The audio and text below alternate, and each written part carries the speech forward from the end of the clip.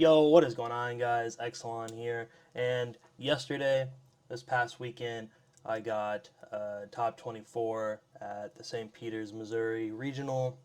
I unfortunately got 10th place. I didn't get top 8, but I figured I'd show my deck profile because I haven't uploaded in a long time.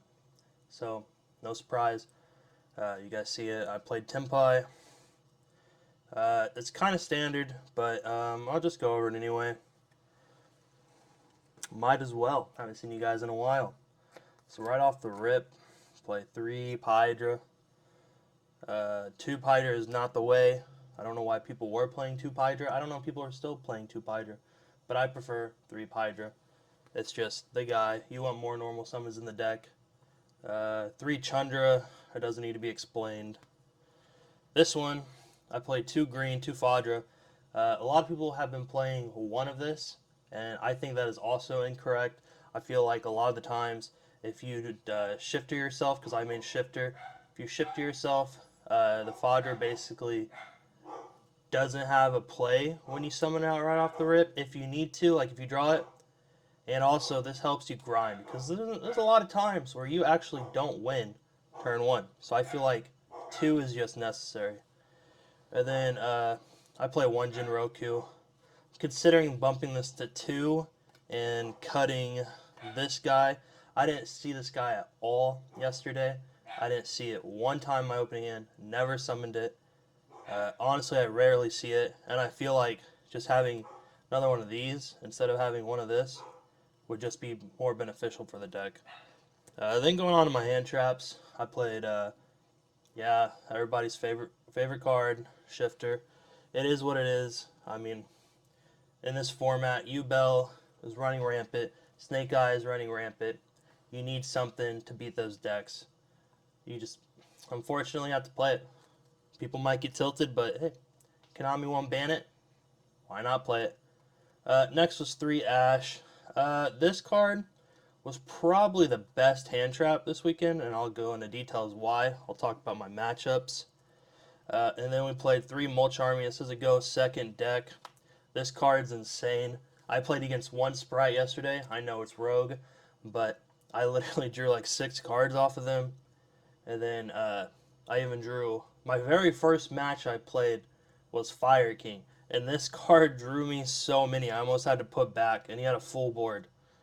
I had double-digit cards in my hand. Lastly, we got 1 Magnemite, 1 Druid Worm. Some people are not playing the Druid Worm. I think it's fine if you don't play it, but I also like having another DD Crow-esque card. Plus, you could summon the Druid Worm, go into Hita, destroy one of their dudes, bring back one of their fires, especially if you're playing against Snake Eye. I like Druid Worm a lot. That is a personal choice. But moving on, needs no explanation. 3 Kaiman, 3 summoning, 4 summoning. I mean, summoning is the god card, dude. I mean, honestly, if it does not get hit, I would be extremely surprised. This card, I feel like, should also go to 1, but I don't think they're going to follow suit of OCG because they've had it at 1 for such a long time now, and we haven't done it. But this card literally gets you to everything.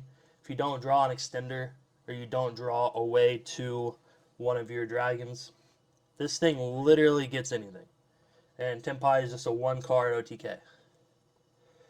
3 Raigeki, 3 Dark Hole. This was a last minute change, the 3 Dark Hole. These originally were forbidden droplets in the main deck, but I thought going into this, the Dark Hole, and drawing a Dark Hole and a Raigeki against the yugioh board literally kills it and you kill them. Drawing either one of those in the Snake Eye board, for the most part, blows up their entire board. And I feel like it simplifies the game so much. That's what you're trying to do with Tenpai the whole time. You're trying to simplify the game state to where you can just push for game. And I felt like Droplet also conflicted a lot of Shifter. And I didn't want to get rid of some cards sometimes, because sometimes you don't have something to chain with it. I liked it. I did side the Droplet. We'll get in that later. And then lastly, 3 Imperm. Imperm was pretty good for the most part. Moving on to the extra deck. Try to speed up here, boys. Don't want to waste your time. 2 Bident Dragon, standard. 2 Transcendent. A lot of people only play one of this.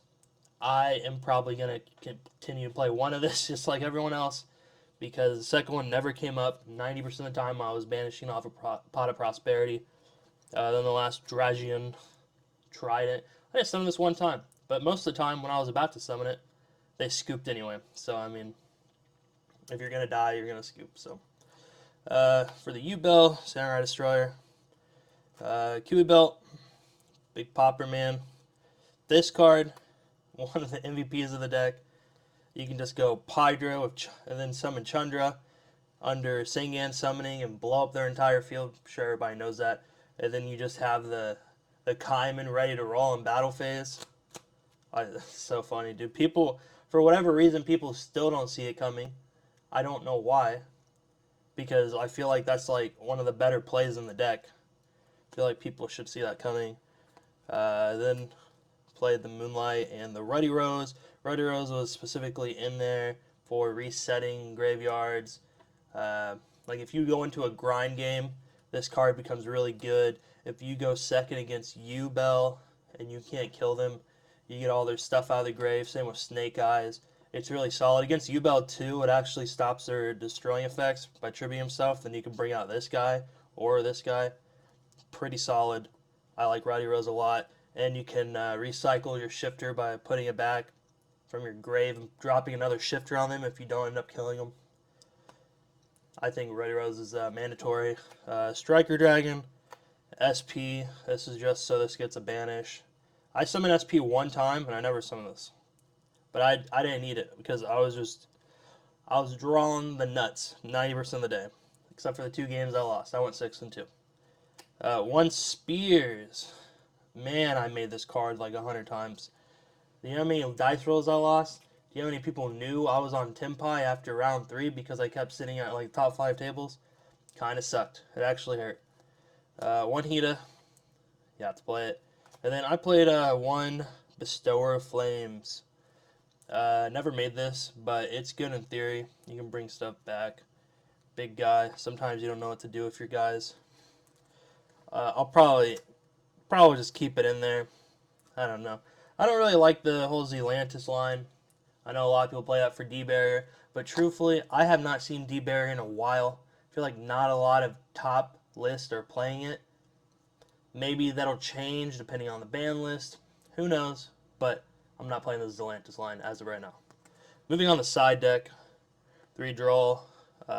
Just a solid hand trap. Drago. This is really good against U-Bell. 1 Harpies, 3 Cosmic. Mostly for Runic Stun, potential Labyrinth. Sometimes going first against the mirror. A lot of times going first against the mirror match, you don't have a lot of things to put in or out because like Mulch Army's dead. Dark Hole is like whatever. You don't really want it anymore. Shifter's not really going to do anything. So this is just a card that just comes in hopefully at the field spell in the mirror match. Like I said earlier, I sided the droplets. Man, I don't know. I like Droplet, but I also don't like Droplet. I'm going to have like a love-hate relationship. You guys let me know if you guys like Droplet. Then, this is one of the better cards. This is what won me my Snake Eyes matchup. The Different Dimension Ground. Nobody expects this card, dude. I opened this and Shifter going first against Snake Eye game 2. And I just pitched the Shifter off of my field spell.